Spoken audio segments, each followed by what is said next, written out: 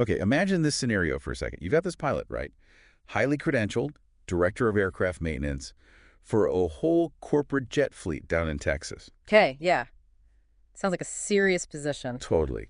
And he starts this secret online channel sharing just mind-boggling footage, stuff he's seeing in the sky. Wow.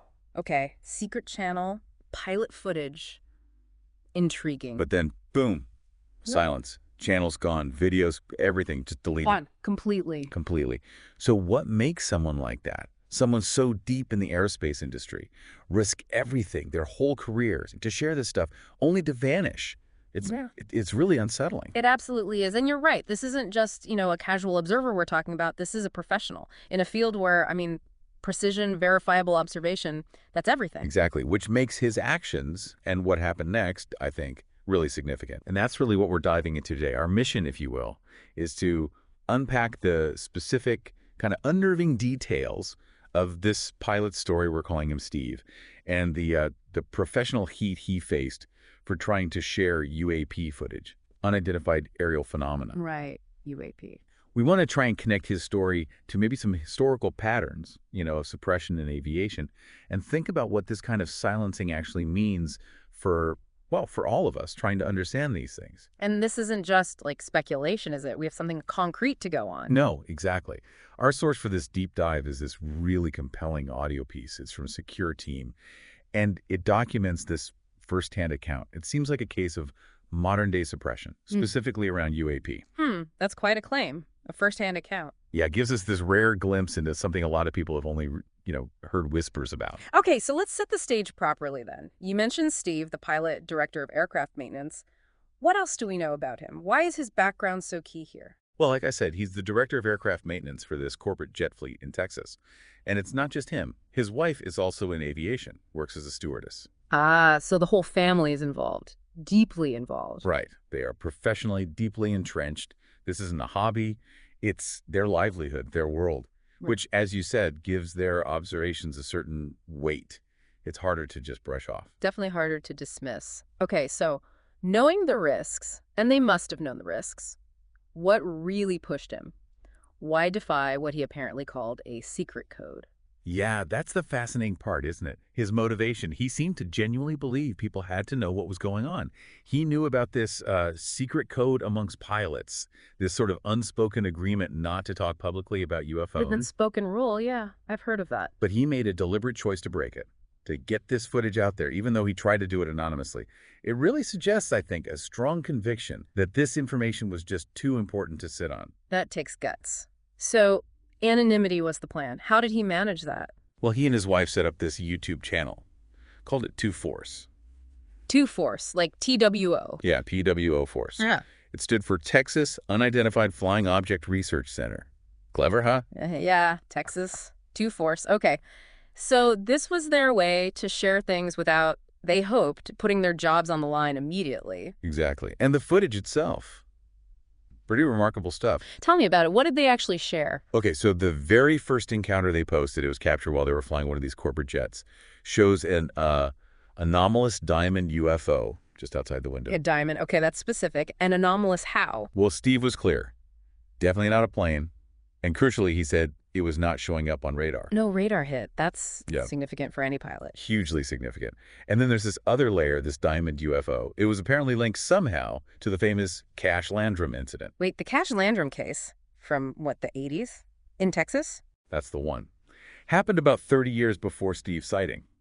That incident, for folks who don't know, involved multiple people reporting pretty serious health issues after seeing a similar diamond-shaped object. Wow. Okay, connecting those dots, that adds a whole other dimension, a potential pattern over decades. Right. Makes you wonder. And to prove he wasn't just making things up, Steve did something pretty unusual. He sent Secure Team a photo. A photo of what? The UFO? No. A photo of the Secure Team logo, taped to the side of one of the corporate jets he maintained. Seriously? Taped it to the jet? Yeah. It was his way of saying, look, I am who I say I am. I have this access. I'm the real deal. That's kind of brilliant, actually. Very specific proof. It shows he was thinking carefully about credibility. Absolutely. And you have to remember what he said right from the start about needing to be anonymous. He stated very clearly, I have to stay anonymous to avoid ridicule and possible loss of my job. The UFO subject has destroyed a lot of careers in aviation. He knew the score. He knew exactly what he was risking. He really did. And it wasn't just that one diamond sighting. He also shared another really key piece of footage. Oh, yeah. What was that? It was a triangular UFO recorded using high-power telescopes. Yeah. And get this.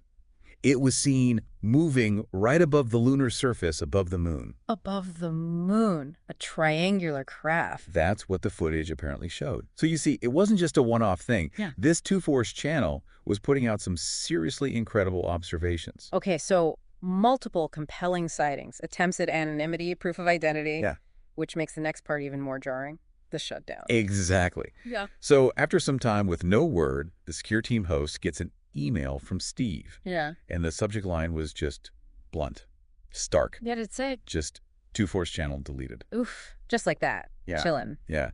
Imagine getting that. And the email itself, it laid out the reasons. Yeah. Very explicitly. Steve wrote, and this is a direct quote, "I received multiple verbal warnings from my superiors." Verbal warnings, okay. Saying that myself and others will be discredited and receive suspension or loss of our certifications and loss of employment if we continue to associate ourselves with the topic of UFOs. Wow. Discredited, suspension, loss of certification, loss of employment. They weren't messing around. They hit every possible pressure point for someone in his field. Every single one. It raises that question, doesn't it? Why this level of suppression even now, after all this time, all the talk about transparency? It really does. I mean, Steve's email actually addressed that. He wrote, "Contrary to the way some people believe, talking about the subject of UFOs by aviation professionals like myself is still prohibited." Still prohibited. That line just jumps out. It does. It suggests it's not some dusty old rule book from the 50s. It feels like an active, ongoing policy, one that's actively stifling potentially crucial information. And the instructions he got were incredibly specific. Alarming, really. He was told, quote, "Dismantle or destroy any equipment that has the ability to see and record UFOs." Destroy the equipment, like his telescopes. Yeah, things like long-range night vision or video-equipped telescopes. And also, to detach myself from the subject of UFOs completely. Detach completely. Just walk away. Erase it. Total clampdown. The final instruction was crystal clear. As instructed, no one formally involved with the Two-Force YouTube channel will be actively searching for UFOs. No one formally involved. So it wasn't just him. It was anyone connected to it. His wife, maybe others. Seems likely. It was a complete shutdown order. And how did he end the message? Well, he thanked Secure Team, said thanks for helping get the footage out to more people, expressed gratitude from everyone who'd been involved with Two-Force. A sort of forced farewell note? Pretty much, yeah. Left very little doubt about the kind of pressure he was under. You know, what's really striking here is how this story, Steve's experience, it validates something the Secure Team host mentioned, only hearing as, like, rumors or stories before. Right. Pilots being told, don't talk about this stuff or your career is over. Exactly. This wasn't a story about someone being silenced. This was the silencing documented firsthand. It connects those old whispers directly to a modern reality. And it fits a historical pattern, doesn't it? Oh, absolutely. If you look back, the U.S. Air Force, starting way back in the 1950s, had policies aimed at, well, silencing its own pilots, air traffic controllers, anyone who might report a UFO. So Steve's situation isn't new. It's just a modern example of an old playbook. It certainly looks that way. It shows that whatever mechanisms were put in place back then, they, or something very similar, seem to be active today, still shutting down potential data points. There's that incident in '97, the Phoenix Lights.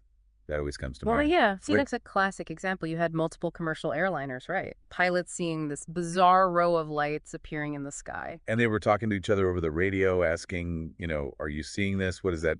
Normal pilot chatter. Try to figure out an anomaly. Until that moment, that reported moment where this ominous voice comes over the frequency. Yeah, just asking, what did you see? Chilling. And the response from the pilots. Nothing. Yeah. Just nothing. Right. It was seen as this subtle, or maybe not so subtle message. Shut up. Stop talking about this right now. Yeah. Censorship in real time. Yeah. Directed at the very people witnessing something extraordinary. And connecting back to Steve, despite his attempts at anonymity, trying to hide behind the Two-Force channel. Someone talked. The source claims word got back from someone to his superiors. A snitch, basically. Which implies maybe some kind of internal awareness or monitoring. even for off-duty activities related to this topic. It's hard to say for sure, but it makes you wonder how they found out. It really does. And the pressure must have been immense. Because think about what happened right after he sent that final email. What was that? Not only was the channel gone, but his email address and his wife's. They became closed and undeliverable instantly. So complete cutoff, no loose ends, a total forced disengagement from the topic, from prior contacts, everything. Yeah. Exactly. It really drives home the point that this kind of information control, maybe censorship is the right word, it's alive and well, particularly it seems in aviation. Yeah, where even trying to anonymously share what you observe in the skies, even on your own time, can apparently threaten your entire professional life. It's a sobering thought about who controls the narrative. Absolutely. So wrapping this up, what does this mean for you listening?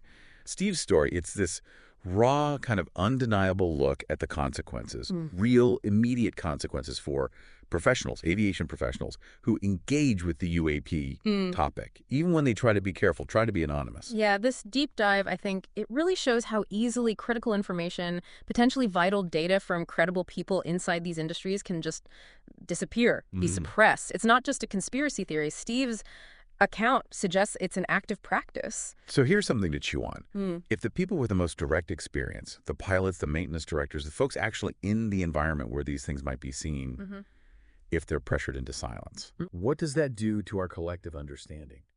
What are we potentially not learning about unexplained phenomena? And really, what does it say about information control when just looking up on your own time with your own equipment could cost you your job?